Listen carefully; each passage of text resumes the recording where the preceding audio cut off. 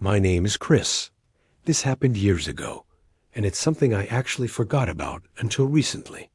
I was 17 that summer, working nights at a pizza place on the outskirts of my childhood hometown.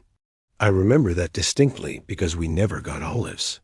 It was one of those summer nights that felt like walking through soup, hot, humid, and completely still, like even the air was stuck in some kind of invisible jelly. I don't know if this will make sense, but there's the stale, sour smell you get when it's really humid and still out, sort of like old plastic and sun-baked dirt. That's what it smelled like out there. I hate that smell more than anything, but it was unavoidable. I had the windows down for maybe 2 minutes before giving up and blasting the A. The delivery address wasn't in the direction of downtown. It was actually in the exact opposite direction, even though the pizza place itself was already kind of in the middle of nowhere. The drive was supposed to take just over 25 minutes, but it felt longer because of how empty the roads were. I'm definitely exaggerating a bit. It's not like there were no houses for miles, but it was much less dense the further I drove. When I finally got to the address, I realized I was coming up behind the house. The GPS had routed me along the skinny little side street that ran parallel to a set of backyards. There weren't any street lights, and the houses didn't have back porch lights either. It was all shadows. I remember slowing down and double-checking the house number, because it looked totally dead. No lights inside and no cars in the driveway, just the sagging backyard with overgrown grass and a rickety wooden fence that didn't even close all the way. The address was out in the middle of nowhere, past the edge of our delivery zone, and I remember getting ready to reject it out of habit. But before I could, my manager, this 30-something guy named Russell, who mostly sat in the back, scrolling through Reddit, looked over and told me to take it, saying we hadn't had a single run in over an hour. I didn't argue. So, when the pizza was ready, I typed in the directions on my phone and grabbed the pie. At least it would kill 30 or 40 minutes. As I was about to leave the store and walk to the car, I looked a little more carefully at the delivery instructions Russell had printed and stapled to the box, which I hadn't paid attention to until then. They said, and I remember this word for word, park on the street behind the house. Walk through the backyard. Knock on the back door only. That caught my attention a bit, but my 17-year-old brain thought of several rational reasons why someone might not want me to use the front door. Maybe they didn't want to wake an old person or a young child in the house. Maybe the front door of their house was being renovated.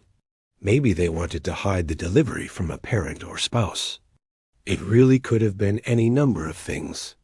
Plus, all I could think about was how slow the night was and how much longer it was going to feel if I sat around folding boxes. So I just decided to do my job. I wasn't thrilled with it, but with no money and 2 parents who would have killed me for being unemployed, I couldn't complain. It was one of those jobs you take because nothing else is hiring. Slow shifts, sticky uniforms, and a beat-up delivery car that barely made it up hills. At least I didn't have to drive my own car. That would have sucked. Oh yeah, not that this is super relevant, but I do want to mention that the pizza was god-awful, like genuinely terrible. I couldn't understand, actually. I still don't understand why anyone in their right mind would order from that spot. If not for the technology and relatively nice atmosphere it provided, I honest to God don't think we ever would have gotten a single order. That place is definitely the thing I missed the least about my childhood hometown, and that's saying something. The one saving grace about working there was that, because the pizza was so bad, or because the place itself was so far away from our downtown, or maybe a combination of the two, people rarely ordered from us, so most nights were dead quiet. I'm not going to bore you with the mundane details about how my nights typically unfolded. It was a pizza place. I'm sure you could fill in the blanks yourself. One night, I was restocking the fridge with drinks when the tablet buzzed with an online order. large sausage and olive pizza. But the second I stepped outside, I started having second thoughts. But still, I followed the instructions. I parked right there on the gravel shoulder, grabbed the pizza, and walked up the incline toward the back door. I had the pizza in one hand and my flashlight in the other, angling it down toward my feet so I wouldn't trip on anything. The guy was an undercover police officer, which I was able to ascertain because he wasn't wearing a uniform, just normal clothes. I rolled it down, and he looked over the pizza box on the passenger seat and let out this short sigh. He was relatively vague with what he told me, but he didn't seem like a tool, just that he was trying not to say too much. Basically, he said that there was an ongoing investigation involving that property and that he, along with the rest of the officers, were staking it out. He apologized for taking so long to intervene and told me that I had pulled up the exact time they were repositioning their vehicles. I asked if he wanted to see the delivery order, and he nodded. I pulled it up on the delivery app, but I could tell it was useless. There was an associated phone number with the order, along with the delivery address and the first name, Jerry, but it didn't seem particularly helpful. The officer read it, took the number down, then told me to leave immediately.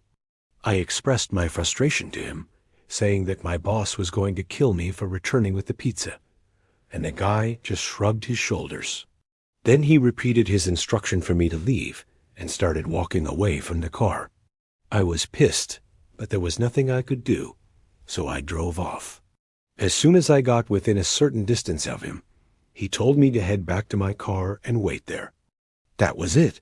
That's all he said. So I did. I backed away slowly, climbed into the delivery car, and sat there watching. That's when I realized there weren't just 2 officers. There were 5, maybe more. All of them had flashlights, but none of them said a word. They moved stealthily, circling the house like they were trying not to be seen. Not one of them knocked or announced their presence, which I found strange. It was a pretty bizarre sight. I remember one of the officers reaching for the back door handle, the same one I had just knocked on, and gently trying it.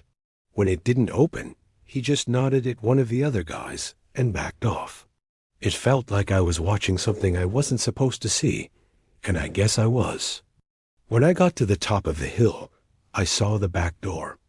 It was one of those old white ones with a small pane of glass at the top, covered by a cheap curtain. I knocked and waited, but no one answered. I knocked a second time, knowing that my manager would be livid if I returned to the store empty-handed. After no response, I was about to knock a third time when I saw the curtain move. Not a lot, just this tiny little twitch, like someone brushed it with their finger. It was fast, and I do think I would have even noticed if I hadn't been staring at the glass. I stood there for another few seconds, expecting the person who was clearly standing right behind the door to finally open up. But before that happened, I noticed 2 unmarked cars pull up to the side street behind my car. My first thought was that I was about to get in trouble for trespassing or something. One of the car doors opened, and someone stepped out. Even from the house, I could make out that it was a man in the light of the other car's headlights. A guy motioned for me to walk over to him, which is what I did, assuming that he had ordered the pizza and that I had beaten him home from work or something.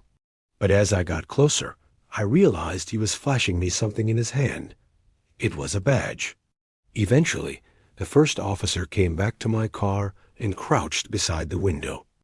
It took me the entire ride back for the whole thing to sink in. I didn't really grasp the gravity of the situation until stepping out of the car. If the police hadn't intervened when they did, something awful could have happened. I don't even know what. The more I thought about it, the more I realized that the threat of the police was probably the only reason the person did open the door to accept the pizza. We'd gone down in mid-July, a Sunday through Friday kind of thing when the crowds would thin out midweek, and the beach was a little quieter. We both stood there for a while, and I didn't hear anything at first, but I didn't want him to think I didn't believe him. So I stood there a little while longer.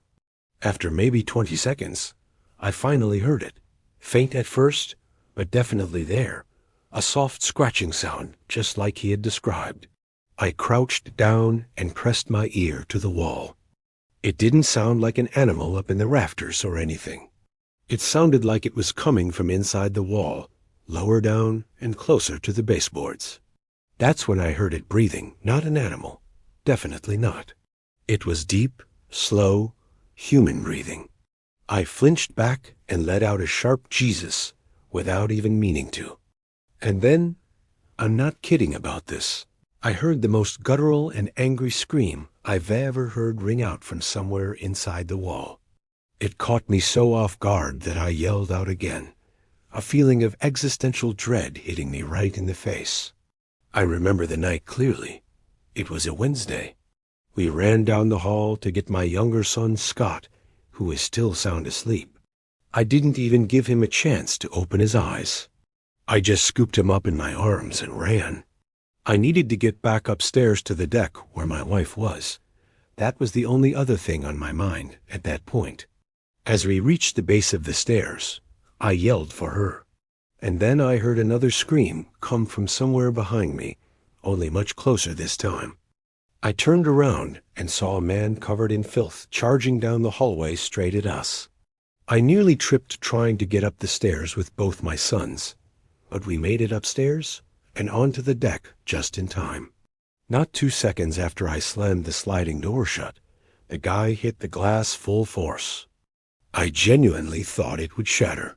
He started clawing at the door like an animal, shrieking and pounding, all the while yelling things I can't bring myself to repeat. The boys had knocked out around 9:30 after a long day in the sun, and my wife and I were sitting on the back deck playing cards and sipping wine. That's when our older son, Jordan, came outside. He had this uneasy look on his face. He told me he kept hearing a scratching noise in his room, and it was keeping him awake. I glanced at my wife, and set my glass down and stood up, telling him I'd go check it out. I told my wife to hang tight. I figured it was probably just generic house sounds. It is a pretty old house after all.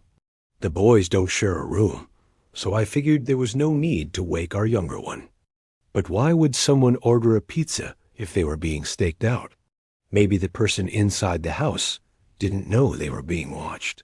Or maybe they did, and I was part of some test run, like maybe I was the bait to see if the cops were watching that side of the house or if they left.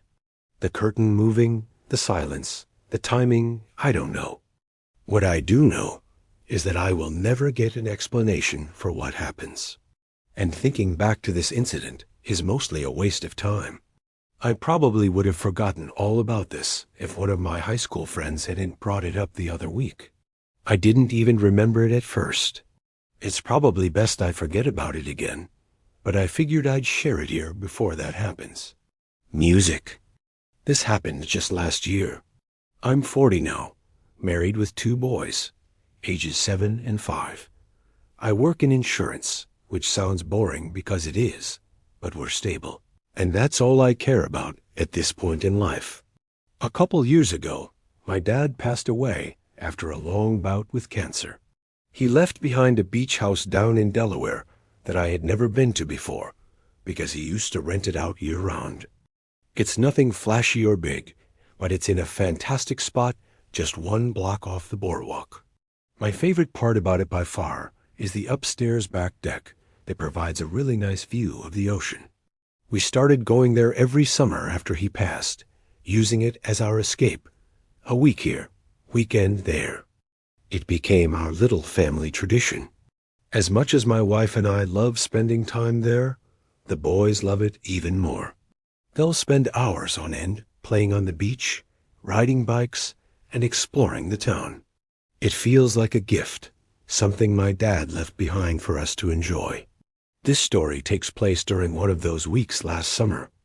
I followed Jordan downstairs to his room, and he pointed to the wall near his bed and motioned for me to be quiet. I grabbed Jordan by the arm and yanked him out of the room. I threw my body against the door and yelled at my wife to grab the kids and call the police. She grabbed them and covered their ears, pulling them back from the scene. I kept my eyes on his, trying to block the view of him from my family. He was wild, completely unhinged. His hand smeared something dirt, blood, I don't even know. He smeared it across the glass as he banged and tried to force the door open. Like a lot of people, my favorite season was always summer. It still is, actually, but it's been a while since I lived out in the country, so summer's lost a little bit of its charm. But we didn't stop until we were past anything even remotely civilized. They're not as uncommon out in the country where you can see so many stars, but you still have to pay attention. The two of us giggled, and Taylor told me to make a wish. In that moment, I felt this unexplainable feeling of fear wash over me. I had to blink a few times to make sure my mind wasn't playing tricks on me. It hadn't even been midnight just a few minutes ago. I kept staring at the time on my phone, wondering if I had somehow fallen asleep. I knew I hadn't, but I couldn't be sure. Would Taylor really leave me there all alone, though? Even if I had fallen asleep, there was no way. She wouldn't have done that in a million years. I stood up, spun around, and called her name a bunch of times, but she didn't answer. I didn't know what to think. The only logical explanation was that she had ditched me for some reason. Maybe she'd gotten annoyed or wandered off and left me passed out, but I couldn't figure out why. We hadn't argued, and the vibe had been good, really good, honestly. The empty field I was sitting in suddenly felt suffocating, and the gentle charm of the night was replaced by panic. The stars looked dimmer. That's the part one can't forget. The sky was still there, but it felt off, like someone had turned the brightness down or smeared something over it. And the air felt colder, too, not like it had cooled naturally, but like I stepped into a different version of the same place. I know I'm not making any sense, but like I said, the feeling was unexplainable. I don't remember what it was, probably something silly. We leaned back and talked for a few more minutes, our moods a little uplifted from seeing the shooting star. I closed my eyes for a moment, not to fall asleep, just to feel the breeze on my face for a second and settle further into the stillness. I swear on my life, my eyes were not closed for more than 5 seconds. But when I opened them, Taylor was gone, like gone. Not just off to pee or fiddling with her phone. She was actually gone, which I could tell from the fact that both she and her bike were nowhere in sight, even though mine was still sitting right next to the blanket. Shooting star or not, though, we were having a great night. The wine was definitely doing its job, and I started feeling myself slipping into drunkenness. It was the kind of night that made you feel like time didn't exist, kind of like what I was talking about earlier. This isn't super relevant to the story, but it's one of the few things I remember about the night. So I'm going to quickly tell you anyway. There was a very brief moment that felt like a blip in the rhythm of the night. We were leaning back, and Taylor looked at me in this way that made me wonder if she wanted something more than friendship. Growing up, I always had that suspicion about her, but it was never motivated by anything more than curiosity. But that night, it felt a little stronger than I could recall it ever being. I didn't ask, didn't say anything. That kind of thing just wasn't talked about openly where we grew up. And besides, maybe I was just tipsy and reading too into things. Either way, it passed. We laughed about something dumb, she said, and then looked up just in time to catch a shooting star streak across the sky. At some point, Taylor just stopped her bike abruptly and told me we were here. I wasn't really sure what here meant since there were no descriptive landmarks around, but it still felt perfect. Wide open field, no buildings, no fences, no cows, just a huge patch of grass and the endless starry sky. We spread out a blanket and popped the cork with the little opener Taylor had somehow remembered to bring. It was some cheap red wine that didn't taste all that good, but it did the job. We laid there for a while, passing the bottle back and forth, pointing out the few constellations we remembered by name. Our goal on nights like this was always the same: try and spot a shooting star. A lot of what made summer so special to me is tied to life in the middle of nowhere. There was something about the warmth, quiet, and emptiness I loved, something I could never find in the city. It's hard to explain, but I just felt so isolated, but in a good way, like I had my own little corner of the earth all to myself, like I could disappear for hours, and no one would know. Summer nights were always the best. The darkness added to the feeling of privacy and freedom that the little girl I used to be craved. I don't know how long I held it shut a minute. 5. It felt like forever. She was a little more reckless than me, always pushing the limits in small ways. One random night in July, we decided to go stargazing. Just us, 2 bikes, and a bottle of wine. It wasn't the first time we had done something like this. Actually, it's something we did quite often. That is, until what I'm about to tell you happens. Come to think of it, this was probably one of the last times we went stargazing together. We didn't have a specific plan, just a direction. We wanted to go somewhere new, since the old spots were getting a little repetitive. Taylor said she knew a good spot past the edge of town, some abandoned stretch of farmland where nobody ever would bother us. He seemingly had unlimited energy, because it took all my strength to keep that door shut. And he didn't let up once. All I could think about was protecting my family. I was fully prepared to fight the guy if the glass broke. But before that happened, the police finally showed up. They must have come around the side because, within seconds, I saw 2 officers inside the house running at the guy who was still banging on the door. One of the officers tackled him from behind, and the other one helped restrain him. The rest of the night was a blur. After getting that guy out of my house and in the back of a police car, the officers asked me for my version of things, which I told them. Together, the 3 of us inspected the house to try and assess how that man had been inside the walls and how he had gotten out so quickly. Turns out the house has a crawl space I didn't know about. There is an entrance underneath the back porch that you would, and know is there, unless you were looking. From there, it leads into a standing crawl space that runs alongside the foundation and has a second access point through a loose panel in Jordan's closet. I had no idea it was there. I'd never done a full inspection of the house when I'd inherited it. Hell, I didn't even bother refinishing it. A few days later, I got more information from a detective who called to follow up. He told me the perpetrator admitted that he'd been staying in the crawl space for months, that he had discovered the crawl space entrance during the off-season, and was planning to harm my family that night for intruding on his, quote, new home. Apparently, the guy had been stealing food from both our house, which we somehow didn't notice, and our neighbors' trash bins. We didn't go back for the rest of the summer, not out of fear of something else happening, but out of trauma.